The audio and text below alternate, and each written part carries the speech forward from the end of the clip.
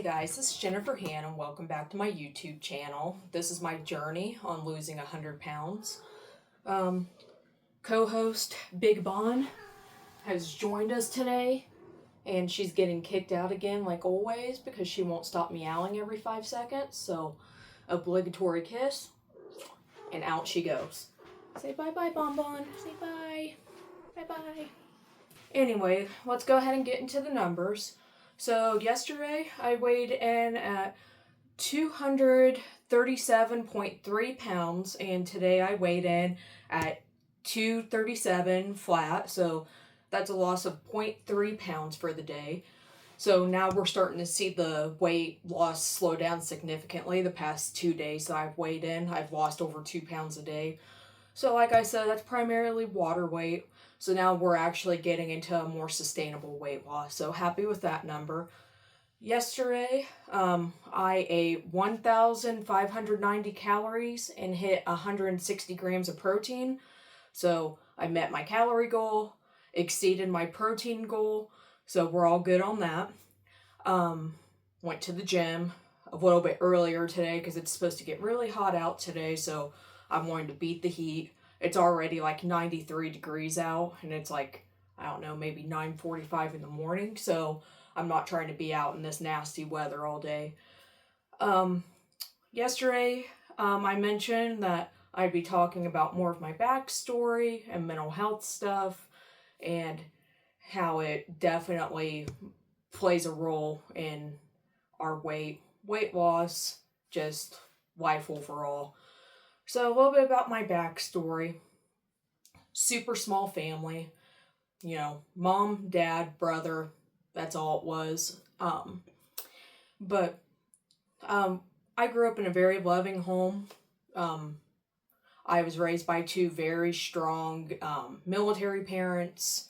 You know, had a good life and can't complain about my parents whatsoever. My parents got divorced when I believe I was 9 years old.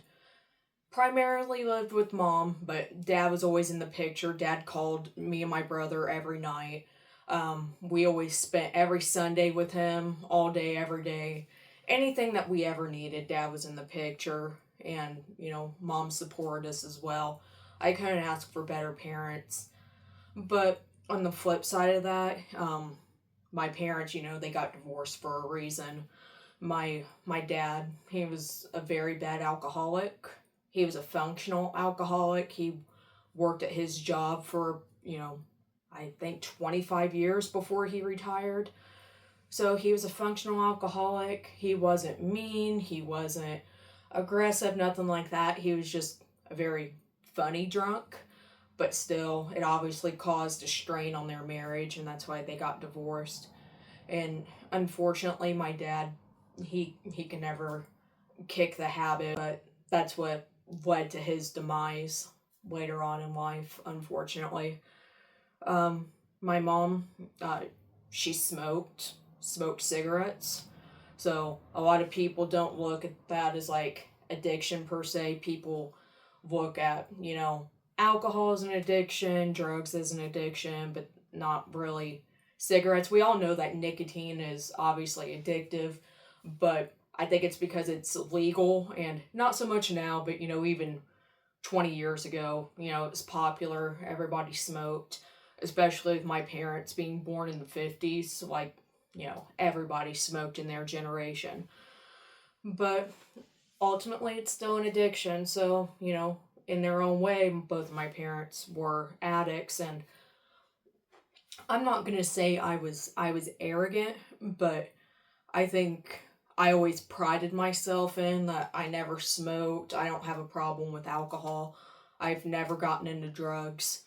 So I was always like, well, at least I'm not an addict like my parents were. But obviously, when you've been morbidly obese your whole life, you're suffering from some sort of addiction, right? Like, obviously, I'm suffering from a food addiction.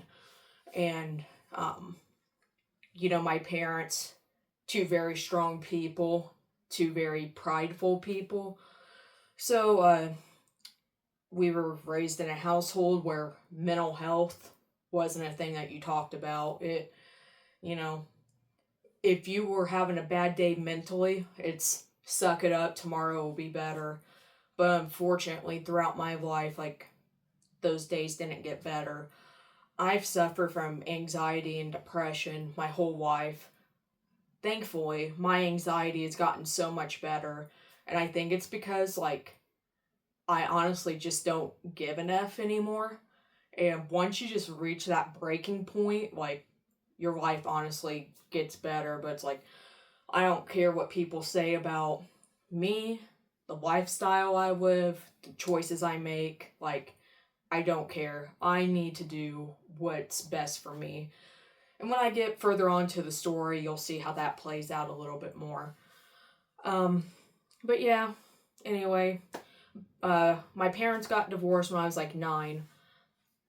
When I was 13 or 14, like I said, my dad was very active, but I didn't live with him. All of a sudden, my dad just stopped showing up to pick myself and my brother up on Sundays, stopped calling. We would try to call him. His phone was disconnected. My mom would drive us out to his house, and he wasn't living there anymore. It was apparent he wasn't living there anymore.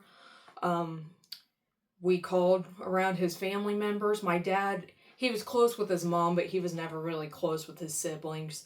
Um, so they didn't know where he was, or claimed they didn't know where he was. I honestly don't think his siblings knew. I do believe that my grandma knew what was going on. But, my mom did her best to help. She was calling his friends and, checking in on people. Anybody that would know his whereabouts. Nobody knew. One day, this was several months later, and I would say probably 4 or 5 months later, probably after not seeing my dad, I was over at my aunt's house, and one of his best friends lived like catty corner from my aunt, and I saw him get out of his truck to go into his house, and I marched right up to him, and like, I was a mess, I was crying, and I said, "Hey, where is my dad?" And he broke down, told me what was going on, and he said, "Your dad's been very sick. He hasn't worked in 4 or 5 months. He has a leave of absence from the company, and he's living with this lady. This lady, I knew who she was. It was his girlfriend. And when I was still in the picture, they had just started dating. I liked her, but I didn't know where she lived. She always came to my dad's house. I had no idea where she lived. So I went back to my aunt's house, and I said, "Okay, Dad is living with this lady. Does anybody know where she lives?" All my family was over there, and somebody knew where this lady lived. So I just walked over there. It wasn't far from my aunt's house, and so I kind of like peeked around the property, and I saw my dad's truck kind of like hid behind the garage in a certain way, so you couldn't really see it from the street. You couldn't see it from the alley. So then I knocked on the door, and when I knocked on the door, I could hear somebody walking around in the house. And so I think it was obviously my dad, but I think he was like peeking out a window to see who it was. And so I knew somebody was in there, and I just started yelling, "Dad, I know you're in there. I know somebody's in there. I'm not leaving till you answer the door." And my dad answered the door, and he was just like, "Oh, hey sis, what's up?" And I just started crying. I'm like, "What do you mean, what's up? But I haven't seen you in months. What is going on with you?" And so he brought me in. He explained everything. He'd gotten prostate cancer and was very sick from that, obviously. And, my dad, very strong, prideful man, didn't want to admit that he was sick, didn't want anybody to see that he was sick. And at that time, he was in remission, so he was better. But at the same time, looking back on it, he went through a nervous breakdown. You got to think, within a span of a few years, he'd gotten a divorce, he lost his house due to the nervous breakdown. He was embarrassed that he had a weak moment in life, and it was like, my brother and I didn't care that he had a weak moment. We just wanted our dad. We didn't care about any of that. But I'm telling you what, after we had that conversation that day, he was a changed man. He went back to work. Thankfully, his work held on to his job. So he went back to work. Um, and he started being a very present person in our lives again. And at that point in time, I was like 14. My dad truly became my best friend. We had the same sense of humor, same morals. Just he was a completely new person. Dad, he was a very anxious person when I was younger, but once he had this nervous breakdown or whatever you want to call it, he was a new guy. He didn't give an F either. Like he was funny. If you pissed him off, he was going to tell you about it. But at the same time, he was like the kindest man ever. He would give you the shirt off of his back to his family, to a complete stranger. He helped his family out several times throughout his life. Um, but ultimately, just awesome dude. So, I grew up, have good relationship with both my parents, go to college, do all that. Eventually, when I started my career path, I moved out of state. I was living in Chicago at the time, and, I was making good money, had a good career, was on a good trajectory in life. But the very time I was very stressed out, I had a toxic employer. I was working 7 days a week. I was on call 24/7, had people, blowing up my private cell at all hours of the day and night. Could never truly get a break. But I was like, oh, I'm younger. I'm a career gal. Like, that's just part of the territory. And it's not. That's a very toxic way of thinking. But I didn't realize how stressed out I was until I left that situation. But I believe I was 24. My dad, he called me, like I said, living in Chicago, living out of state. My dad called me and said that he was diagnosed with throat and tonsil cancer. So, I knew I needed to move back home. I needed to move back to my hometown because I knew he would need help, and I didn't want to be out of state, especially when I had a parent, who was dealing with cancer. So, moved back and gave up my career and worked at, honestly, it was just a factory job, and I was making half the pay of what I was making in Chicago. It was a huge lifestyle change, and but it was worth it to be with my dad during his time of need. But thankfully, they took out his tonsil that was affected by the cancer, and everything was good to go, or so we thought. So it was 3 years later, I'd moved up at my job, and I was at the highest level of management that I wanted to be at. So, things were going good on that end. And, I had a new set of friends. I, had a good, not really good work-life balance because I was still working 7 days a week at this job too. I always get myself into this cycle of working 7 days a week. But when I was 27, my dad, he started kind of being absent again. So even when I was an adult, every Sunday, I'd spend the whole Sunday with my dad. We talked on the phone 2 or 3 times a week. The phone call stopped. I would try to call him. He wouldn't answer. On Sunday mornings, he would call me, and he'd always make up an excuse why he couldn't see me. Like, he legitimately did have the flu at the beginning of the year, and he, so he's like, oh, I don't want to get you sick, and then, oh, I got this going on, I gotta go do this, I gotta go do that, and it was just an excuse. And one day it just kind of clicked in my brain. I'm like, he's done this before. This is the same pattern of behavior he did when I was a teenager and he had cancer. So I got a hold of his girlfriend, and when I talked to her, she started crying. She said he's very sick, he's dying. He told me not to tell you, and she was just full of guilt, but it wasn't her fault. She was trying to respect his wishes. that was a position that she should have never been put in. Like, my dad should have never asked her not to tell his children that he was dying. But I go over and see him, and this was in January of the year that he passed away, of 2017. So, went over to his house, and my dad, he was usually in between 190 and 200 pounds. I saw this man, and he was probably 120 pounds, if that. And so, I mean, he just looked like a skeleton walking around. I'm like, Dad, what is going on? And he had pancreatic cancer, and that's caused by alcohol. And it was awful. Especially pancreatic cancer. I would not wish anybody to witness the side effects of what that does to your body. I mean, the man didn't eat. I'm not talking about like, oh, he just ate a little bit. That man did not eat. He couldn't. Anytime he would take a bite or a sip of water, he would throw it right up, or it would come out the other end. It's a terrible disease.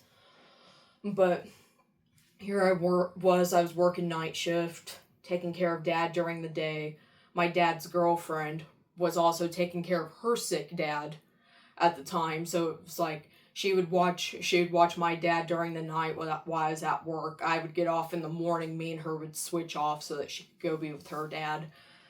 So we were all doing the best that we possibly could, but in April, so just, about 3 months later at this point, he got very sick. He was very confused and disoriented, and before I got to his house that morning, he was severely dehydrated, wasn't in his right mind. He thought that he had a doctor's appointment for whatever reason. This man hadn't driven in months. He grabbed his keys to his Jeep and tried walking outside and passed out and hit his head. Thankfully, one of his neighbors was outside and saw it, got a hold of us. We got him, eventually took him to the hospital, and from there he was transferred to a different hospital, and he died a week later. So, that pancreatic cancer, it wiped him out in about 3 months, and that's what I mean. He was such a good guy, but he just could not deal with his demons, and he succumbed to his addiction. And so, my dad was my best friend. It was very hard losing him, but at the same time, my mom was still alive. So it's like, you still have one parent to fall back on. And so, I got through it. But my depression, oh my God, that was terrible. I mean, I could not get a moment's rest. When I would try to sleep, I'd have dreams about my dad. I'd wake up, I'd be crying. I was just a wreck all the time. And, honestly, I should have went to therapy. I should have gotten some grief counseling. But, I was raised with this mentality that, mental health practitioners are quacks, and you just gotta grit your teeth and get through it, and that was just how I was raised. So I didn't get any sort of help. Fast forward maybe 3 years later, I finally started getting back to the old me, and I'm like, you know what, I'm gonna get in shape. I'm 30 now, 31, whatever, and I'm gonna get in good shape. This is my time. I'm in the prime of my life. And that's when I started going to the gym every day. And I got in, the best shape that I've ever been in as an adult. I got down to like 175 pounds or whatever, which is still overweight, but at the same time, it was the healthiest I had ever been in my life. And then at the beginning of 2023, my mom, like I said, she was in the military, so she went to her yearly VA visit, and the doctor was listening to her chest and heard an obstruction. Come to find out, it was lung cancer. It was a huge mass. And after doing 11 months of chemotherapy and over 30 sessions of radiation, to where I was my mom's full-time caregiver. She was on oxygen, sick from the chemo and radiation. I was still working the night shift, taking care of her all day. I would sleep from maybe 7:30 at night when she would finally go to bed. I would sleep from like 7:30 to about 10 o'clock, 10:30 before I had to go into work. So I was only sleeping 2.5, 3 hours a day. And plus, like, I had my own household to maintain. So it was a stressful 11 months. But, I would do it all over again from either of my parents. But she succumbed to her death too. Like I said, lung cancer caused from smoking. And I carry a little bit of guilt from that, because when they found her mass, I just, she wasn't actually diagnosed with cancer at this time. She hadn't had a biopsy. It was just she was diagnosed with the mass. But ultimately, I knew what it was. My grandma, my mother's mom, also passed away from lung cancer. I knew what it was. And I just said, Mom, for the love of God, please stop smoking. Please. You're gonna die. Maybe there's a chance that this isn't cancer and you have a chance to redeem yourself. Please stop smoking. And she stopped smoking that day. Like, I was so passive with my parents' health and decisions, and I didn't judge them. We all have our vices. I didn't judge them. I'm like, this is something that they struggle with. Everybody has things that they struggle with. I'm not going to judge them for it. But at the same time, I was so passive and never had the talk with them, like, oh, Dad, quit drinking. Oh, Mom, quit smoking. Like, that's all it took was for me to cry to my mom one time to ask her to quit smoking, and she quit. She stopped right then and there. And she would tell her pulmonologist and oncologist, she's like, yeah, I would have never stopped smoking if Jennifer had came to me and begged me to stop. She's like, that's all it took. I'm like, man, if I would have, you can't play what ifs in life, but I can't help but to think, if I would have asked my mom to, stop smoking when I was a kid, she might still be alive today. I don't know. So I guess my message there is that we all have to hold each other accountable.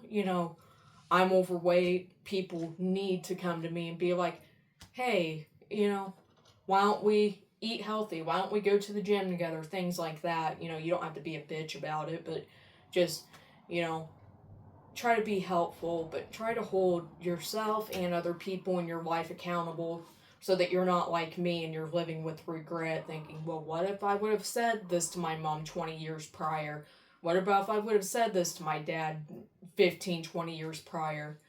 So now that's something I still struggle with every day. But my mom passed away the day before Thanksgiving of 2023. So that was November 22nd. And at the beginning of 2024, I was diagnosed with a very serious disease. I don't want to get into it too much.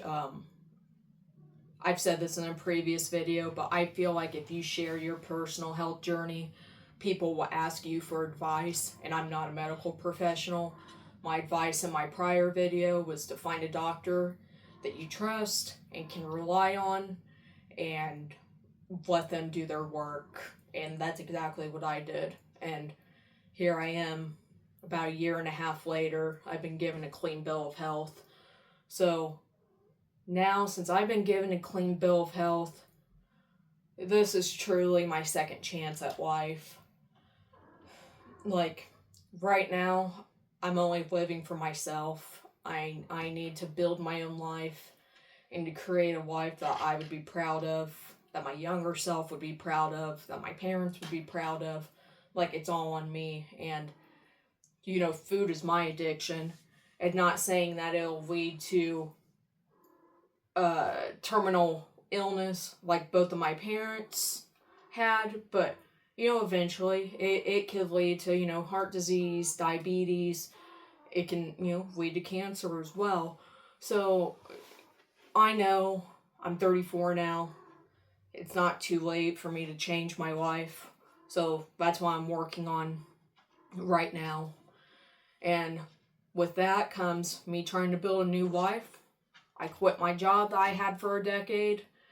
I was pretty high ranking in the company and making good money, but it was very toxic.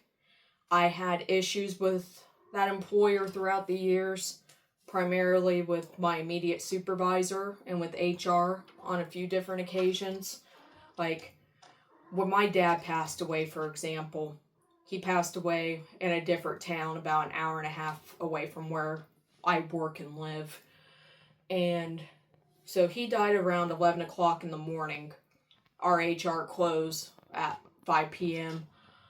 Since the moment that my dad died, I was trying to call them and take my bereavement.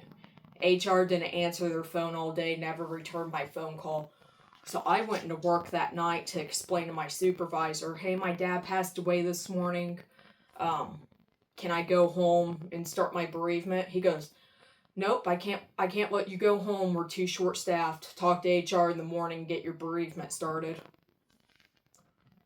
For you to be so unsympathetic. My dad had passed away. I didn't sleep that day. Like, it's not safe for me to, be awake at that time for 30 plus hours and then working night shift, 8 hours a day, working in a factory where I'm around safety hazards, dangerous machinery, not in my right frame of mind, obviously. And he's just like, nope, we're too short-staffed. Not sorry for your loss, nothing like that. So, honestly, fuck him. And, went to HR, got my bereavement started. It's standard practice for bereavement to be for 3 days, but our HR always said, oh, we'll work with you. We'll give you additional time off if you need. They didn't. 3 days flat. I had to go back to work middle of the week of the following week. There was no sympathy. Nothing. And then fast forward, I'm working for the same company when my mom passed away. And here I'd had a lot of seniority in the company at the time. So I started taking my PTO, and I would take PTO every Sunday because mom had chemotherapy on Monday. So I would take my PTO, and then, she passed away. I got my bereavement started, and HR, they gave me 5 days of bereavement and instead of 3. And they wanted me to come back to work on a Saturday. And I'm like, fuck you guys, honestly. I'm not going to come back to work until Monday. I have PTO to cover my time. You don't need me there. It'll be fine. So I went back to work that following week. And I had a different supervisor at the time. But she came up to me, and the first thing that she said to me was, so can you start working Sundays again?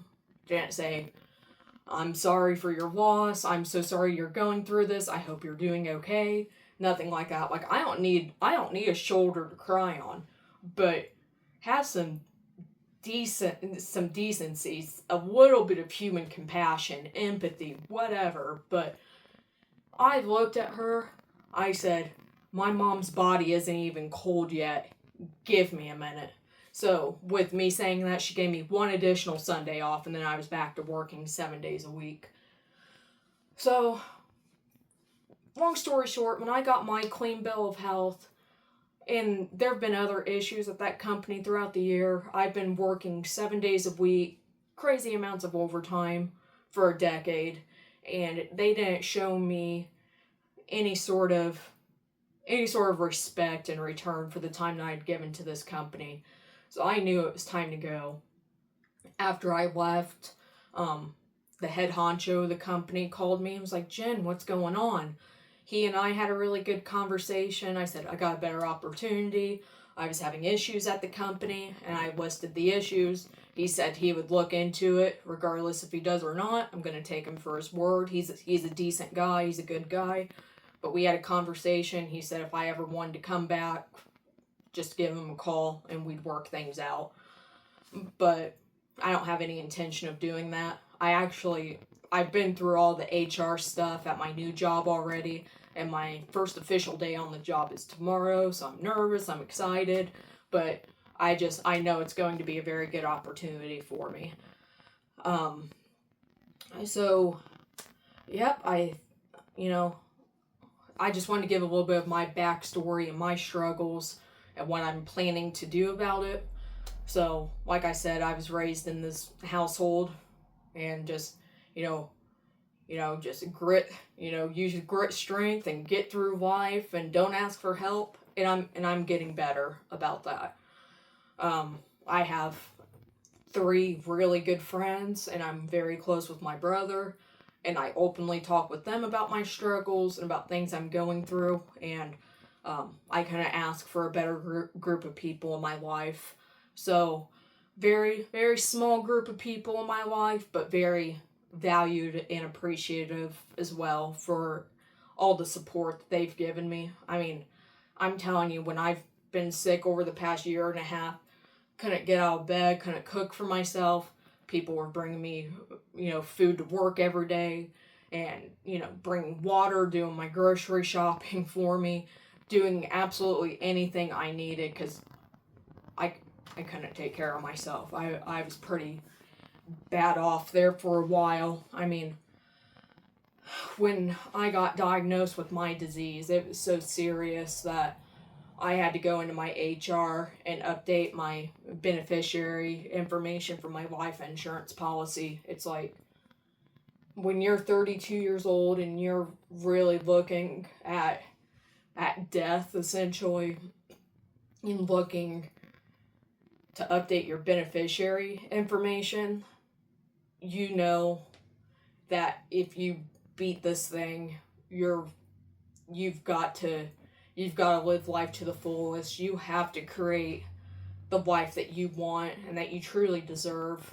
And hopefully in this process of me sharing my story, I'm able to help and inspire others. So I'm giving myself grace for getting into the position I'm in right now as far as my weight goes.